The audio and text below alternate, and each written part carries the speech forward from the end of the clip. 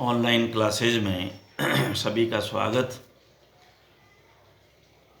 First year एएचडीपी में physiology में new topic से पहले कल मैंने आपको बताया था कि ये शब्द मुझे कुछ स्पेलिंग सही नहीं लग रही। वो सही, वास्तव में बात सही है, क्योंकि हमने जो है इस शब्द को बड़ा ध्यान से, क्योंकि बड़ा टाइम हो गया, इसलिए मैंने देखा शायद अब ये बुक नहीं है तो इन्होंने स्पेलिंग सही लिखी होगी। तो आप इसको, जो वेंट्रिकुलर डायस्टोल था, नीले शिथिलन, तो इसके अंदर जो सेकंड साउंड है उसको डप नहीं कहते, पी नहीं है, वो डब है, DUB। कल भी डाउट हुआ था, इसलिए मैं थोड़ा इसमें रुका था, क्योंकि हमने लब डब पढ़ा है, लब डप नहीं पढ़ा। तो इसमें डप दे रखा है, तो आप इसको पहले तो DUB करें, डब। पहली साउंड को लब कहते हैं, LUB, एंड सेकंड साउंड को LUB, डब, DUP, डब कहते हैं। लब डब होती है ये आवाज़। अक्सर जो है वो आवाज़ पढ़ी है, लेकिन ये अब इतने सालों के बाद में मैंने तो यही था कि लब डब पढ़ा है, तो ये डप कहाँ से आ गया। लेकिन फिर भी स्पेलिंग कहीं, क्योंकि लिखने वालों ने सही लिखा होगा, प्रिंटिंग में कहीं ना कहीं मिस्टेक हो जाती है, ये कोई बड़ी बात नहीं है, तो इसको सही कर लें। और ये जो एक डायग्राम है, इसके बारे में कल चर्चा करना भूल गए, cardiac valve during systole and diastole of ventricles. तो ये जो डायग्राम दे रखा है 65 पेज पे, तो इसको आप देखें। देखिए, ट्राइकस्पिड वाल्व बड़ा सुंदर दिखा रखा है, जिसमें तीन वो क्या बोलते हैं, फनल शेप। ये देखिए, तीन तरह की जो, ये देखिए फनल शेप कुछ लगा हुआ है, तो इसमें ये तीन है, तो ट्राई, और इधर बाइकस्पिड है, या इसको मिट्रल वाल्व भी कहते हैं। तो ये देखिए, इसमें जो है वो दो हैं, बाइकस्पिड और ये ट्राइकस्पिड, इसलिए इसमें ये दो हैं कप शेप, ये तीन है इधर। तो ये कैसे खुलते हैं, कैसे बंद होते हैं, ये तो मैंने आपको समझा ही दिया था। तो सेमिलुनर वाल्व जो है कैसे हैं, ये ऊपर सेमिलुनर वाल्व का भी डायग्राम दे रखा है। ये भी ये जो है अर्धचंद्राकार होते हैं, तो ये भी दोनों एओर्टा और इसमें पल्मोनरी आर्टरी में है। तो ये किस तरह के बने हैं, ये इन्होंने डायग्राम दिया है, तो ये आपके समझ में आ जाएगा कि ये किस तरह से ओपन होते हैं। तो जब इधर से प्रेशर आता है एओर्टा में लेफ्ट वेंट्रिकल से, तो ये ऊपर की तरफ खुलेगा, और ये नीचे की तरफ जो ऊपर से दबाव आ गया तो बंद हो जाएगा, अर्धचंद्राकार। इसी तरह से पल्मोनरी वाला भी, पल्मोनरी में जब राइट वेंट्रिकल से जो अशुद्ध रक्त है उसको भेजना है फेफड़ों में, तो ये कंट्रैक्ट होता है, तो ये अंदर की तरफ खुलेगा, यूं है, ये अंदर की तरफ खुलेगा, ब्लड जाएगा, और वापस जो है ब्लड, अगर उसका प्रेशर है तो उससे ये टोटल बंद हो जाएगा, तो वापस नहीं आ सकता। तो ये मैंने वैसे करवा तो दिया था, लेकिन ये डायग्राम मैं एक्चुअल में मेरे ध्यान में कैसे नहीं आया। ये आप इस डायग्राम को भी देख लें, और कोई प्रॉब्लम हो तो मेरे को सूचित करें, ताकि आपको कोई फिर दोबारा कोई बात जो है और अच्छे तरीके से कोई समझाई जा सके। तो ये कल हमने इसको पूरा कर लिया था कंप्लीट। तो आज हम 6th चैप्टर हमारा एक और कर लेते हैं। तो 6th के बाद में फिर हम और आपका जो सब्जेक्ट है मैनेजमेंट के 7th हो गए, तो इसके भी चलो देखते हैं। मैं इसमें देखता हूँ कितने हैं, कहाँ तक हैं, तो हम मिड टर्म का हाफ इसमें ले लेंगे, जितने भी हैं। तो आज ये सर्कुलेटरी शॉक, परिसंचरणीय आघात, आपने अक्सर सुना होगा, उसकी शॉक से डेथ हो गई, शॉक लग गया उसको, अचानक कोई ऐसा समाचार आया आदमी, और उसको एकदम से शॉक और डेथ हो गई। चाहे वो हार्ट का था, चाहे वो किसी भी तरह से है जिसमें अचानक जो है वो ब्लड बीपी जो है डाउन आ जाता है, तो ब्लड जो है वो प्रॉपर पहुंच नहीं पाता जहां पहुंचाना चाहिए, तो अचानक से वो ऐसा हो जाता है। तो आओ हम इसको देखते हैं कि ये क्या कह रहा है। सर्कुलेटरी शॉक, यह धमनियों में रुधिर दाब ब्लड प्रेशर किसी कारणवश कम हो जाए तो शरीर में रक्त का संचार प्रति मिनट परफ्यूजन कम हो जाता है, जिससे ऊतकों को ऑक्सीजन की आपूर्ति घट जाती है। इसी घटना को परिसंचरणीय आघात यानी कि सर्कुलेटरी शॉक कहते हैं।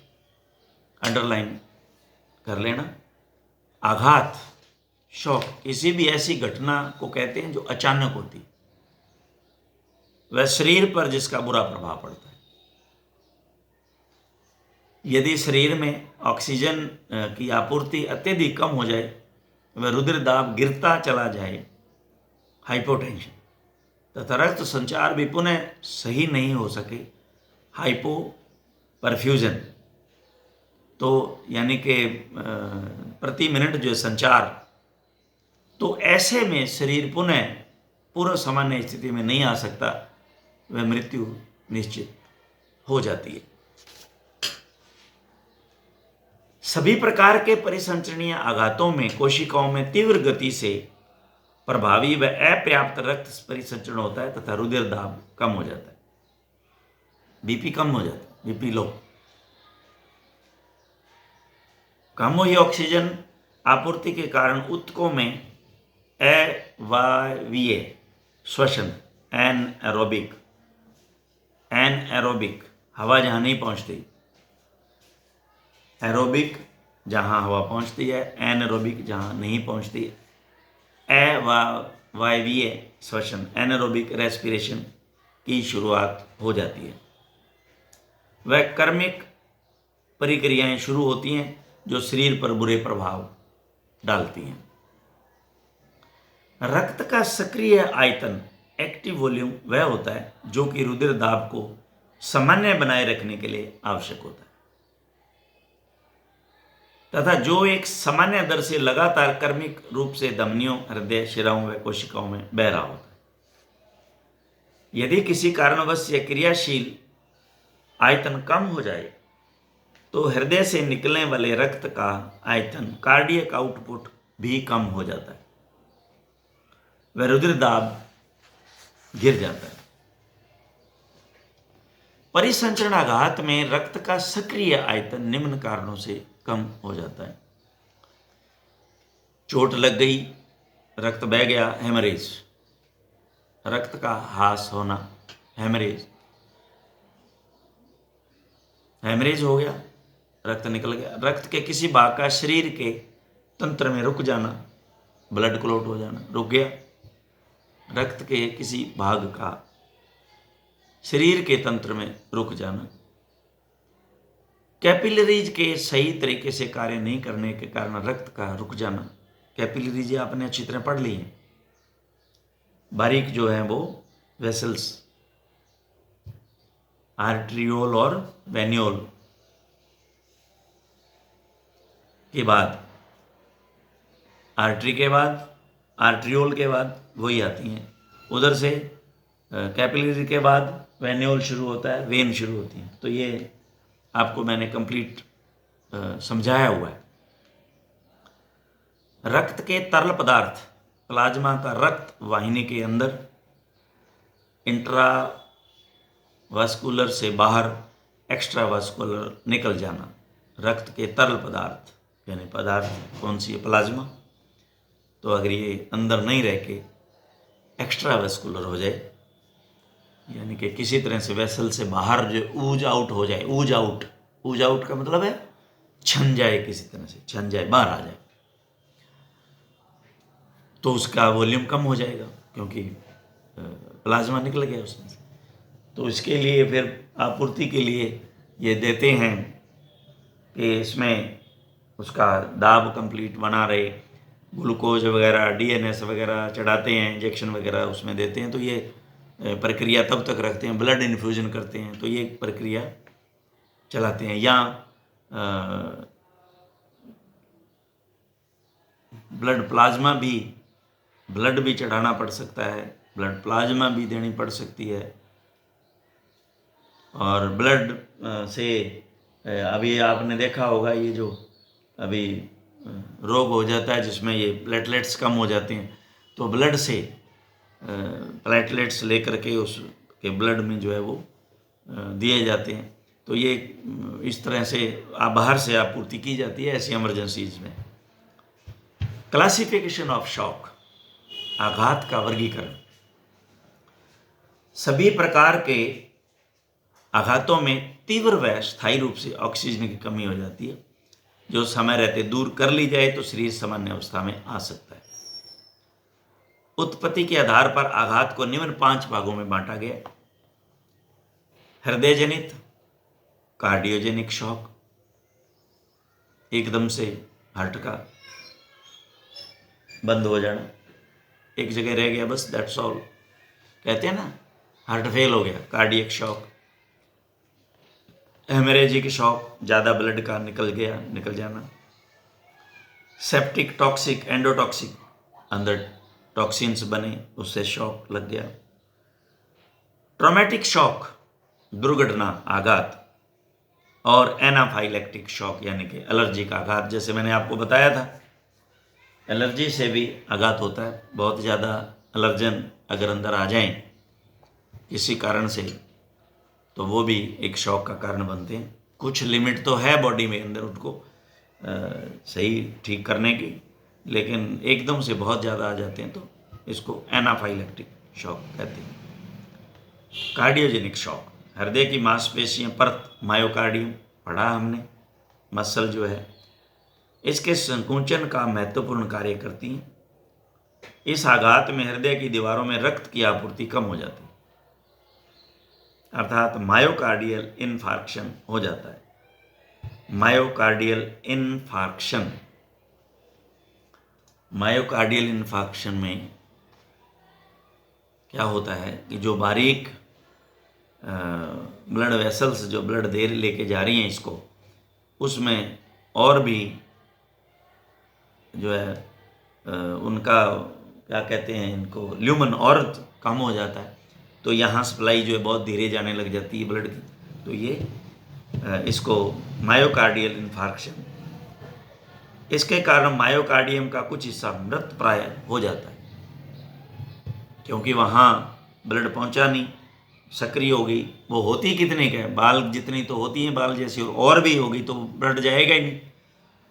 मायोकार्डियल इन्फार्क्शन, इसके कारण मायोकार्डियम का कुछ हिस्सा मृत प्राय हो जाता है। मृत प्राय, मृत नहीं होता, मृत प्राय, देखिए ध्यान रखें, क्योंकि वो तो बिल्कुल ही ब्लॉक हो जाती है।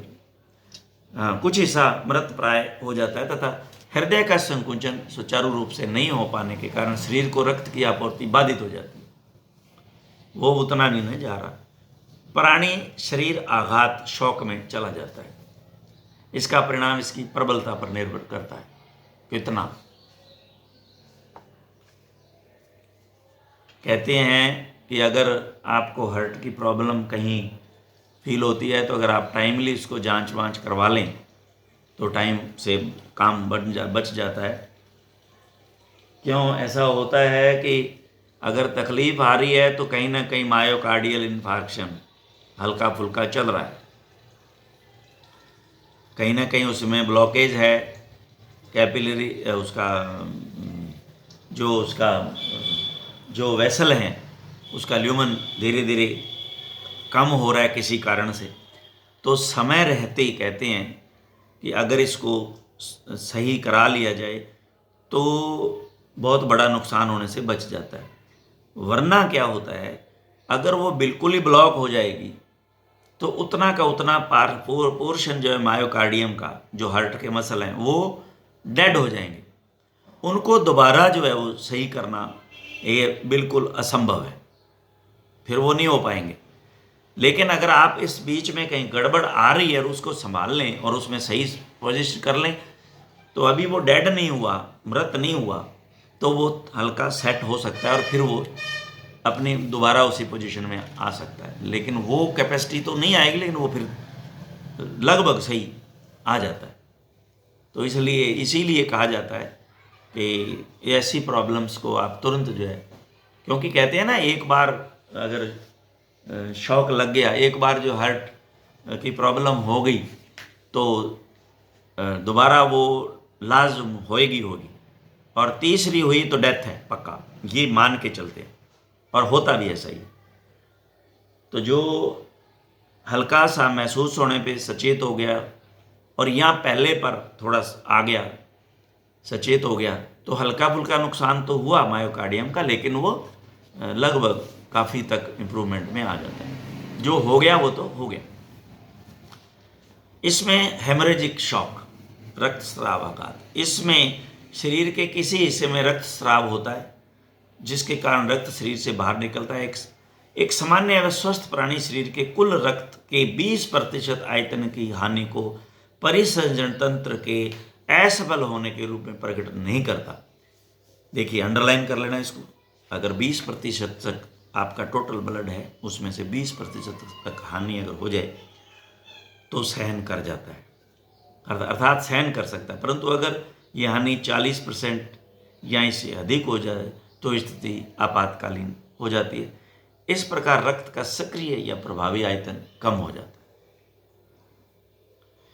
इस प्रकार के आघात को अल्प आयतनिक आघात या हाइपोवोलेमिक, वॉल्यूम घट गया ना तो हाइपो का मतलब कम वॉल्यूम वाला, यानी हाइपोवोलेमिक शॉक भी कहते हैं।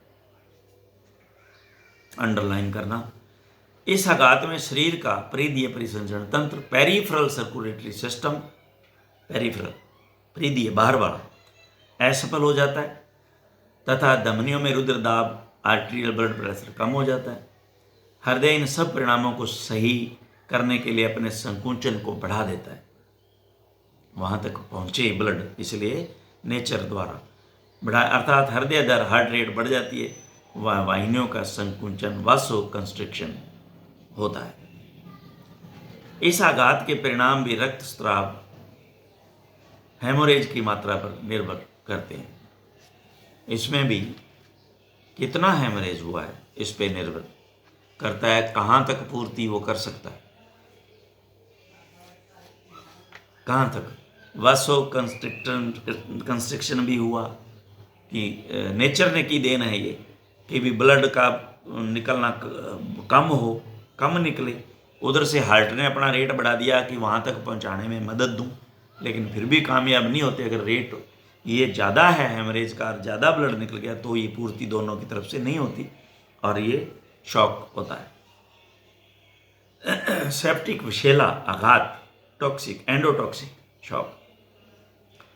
सूक्ष्म जीवियों, मुख्यतः जीवाणु, बैक्टीरिया के संक्रमण के कारण शरीर में इनके द्वारा विभिन्न प्रकार के विषैले टॉक्सिन छोड़े जाते हैं तथा टॉक्सिन स्रावित किए जाते हैं, जिनके प्रभाव से कोशिकाएं नष्ट होने लगती हैं एवं रक्त का कुछ भाग वाहिनियों के बाहर स्थित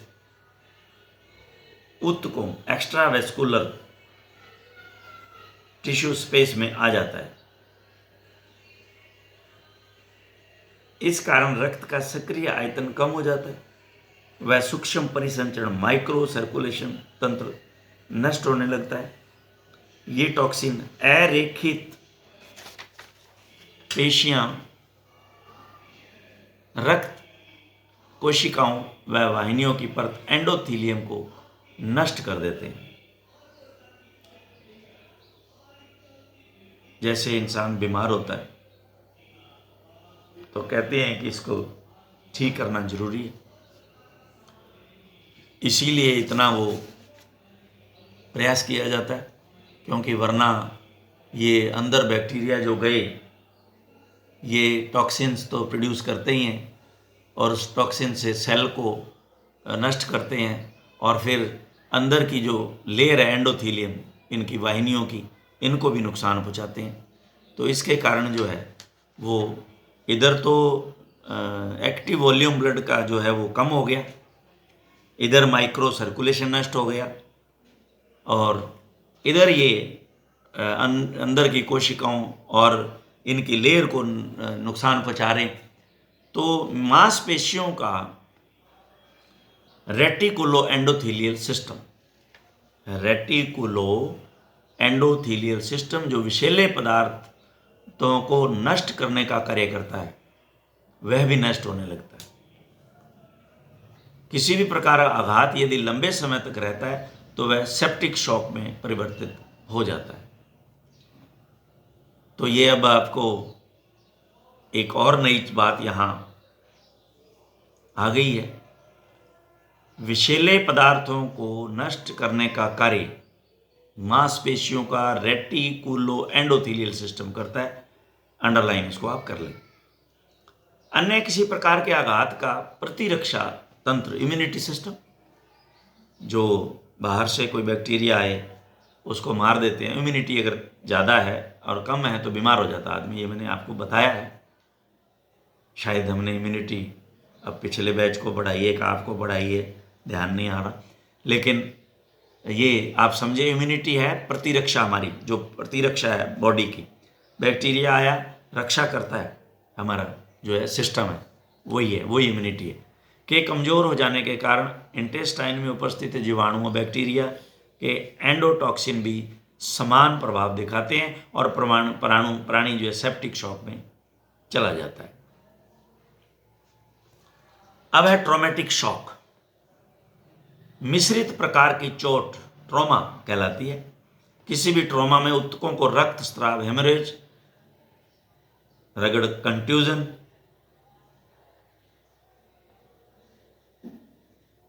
अल्प रक्तापूर्ति, इस्चमिक व इन्फेक्शन के कारण हानि होती है।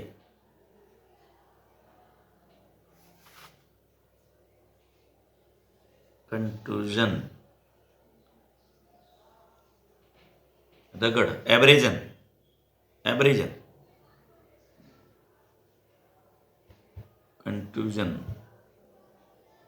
Contusion is I think contusion बंद घाव शायद होता है। रगड़ is not I think contusion, let we know, देखते हैं। रगड़ को तो एब्रेजन होता है। कंट्यूजन क्लियर करेंगे। आई थिंक कंट्यूजन बंद जो होता है वो घाव शायद उसको कहते हैं। इसको मैंने मार्क कर लिया, कल इसको अपने क्लियर कर लेंगे। आई थिंक मुझे ये याद आ रहा है कि बंद घाव को कहते हैं कंट्यूजन। यस, अभी देखते हैं, ये भी सही हो सकते हैं, हम इन्हें गलत नहीं कह रहे हैं, लेकिन रगड़ जो है एब्रेजन होता है और हो सकता है, इसको मैं आपको बताऊंगा। अल्प रक्तापूर्ति, इस्चमिक, यस, इस्चमिक कंडीशन, कम रक्त का जाना, वेसल्स का कंट्रिक्ट हो जाना, वह संक्रमण, इन्फेक्शन के कारण हानि होती है। ट्रोमा में रक्त का प्लाज्मा एक्स्ट्रा वेस्कुलर टिश्यू के अंतरकोशिकीय स्थानों, इंटरस्टिशियल स्पेस में चला जाता है, जिसके कारण रक्त का सक्रिय आयतन कम हो जाता है तथा पशु को आघात लगता है। टॉर्निक्वेट होता है जोर से गांठ देना, बांध देना ताकि ब्लड नहीं जाए। और किसको आर्टरी और वेन जो है, जनरली तो आर्टरी लेके आती हैं ब्लड को, तो आर्टरी को दबाव से बांध देना किसी रस्सी से, ये टॉर्निक्वेट कहलाता है।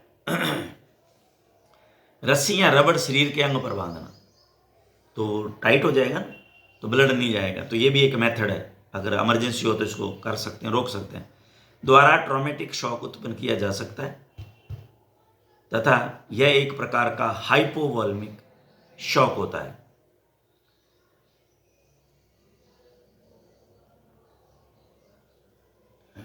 ये क्या कह गया, ट्रॉमेटिक शॉक, टॉर्निक्वेट, रस्सी या रबड़ शरीर के अंग पर बांधना द्वारा ट्रॉमेटिक शॉक उत्पन्न किया जा सकता है। यस, ताकि ब्लड वॉल्यूम जो है वो कम हो जाएगा, वापस भी नहीं जाने दे रहे हैं ना, उसको तो बांध दिया आपने, कवर कर दिया, तो उतना जो है वो एक्टिव वॉल्यूम कम हो जाएगा। एलर्जिक आघात, anaphylactic shock, anaphylactic, last one. Anaphylactic एक प्रकार की एंटीजन एंटीबॉडी रिएक्शन, प्रतिपिंड पर अभिक्रिया, जो मूलतः शरीर के लाभ के लिए होती है, किंतु अगर यह नियंत्रण के बाहर हो जाए तो एलर्जी के रूप में शरीर की हानि कर सकती है। जब एंटीजन एंटीबॉडी रिएक्शन होती है तो मास्ट सेल के द्वारा, मास्ट अंडरलाइन कर लेना इसको भाई, मास्ट सेल जो है के द्वारा हिस्टामिन व इओसिनोफिलिक कीमोटैक्टिक फैक्टर उत्पन्न होते हैं। तो हिस्टामिन क्या है? हिस्टामिन एक प्रकार का वासोडाइलेटर, ब्रोंको कंस्ट्रिक्टर व स्मूथ मसल कंस्ट्रिक्टर होता है, जिसके प्रभाव से रक्त का सक्रिय क्रियाशीलापन कम हो जाता है एवं प्राणी को आघात पहुंचता है। इसीलिए हम एंटी हिस्टामिनिक दवाई देते हैं उस समय, एविल वगैरह लगाते हैं, डेक्सोना वगैरह देते हैं, इसलिए लगाते हैं कि वो हिस्टामिन रिलीज नहीं हो। अगर है तो एंटी हिस्टामिन लगा देते हैं, तो वो क्या करती है, उसके इफेक्ट को डाउन कर देती है, तो इस शॉक से बचा जा सकता है, बच जाते हैं। तो ये हमारा ये शॉक वाला चैप्टर जो है वो आई थिंक कंप्लीट हो गया, सर्कुलेटरी शॉक। और नेक्स्ट जो है हम जैसा भी देता हूँ मैं, मिड टर्म का हाफ आ गया तो सफिशिएंट है अभी, तो स्विच ओवर करेंगे किसी और सब्जेक्ट की तरफ। और अगर ये इससे हाफ का मिड का हाफ नहीं आया, यानी 1/4 नहीं आया टोटल का, तो इसको कंटिन्यू रखेंगे। थैंक यू भाई।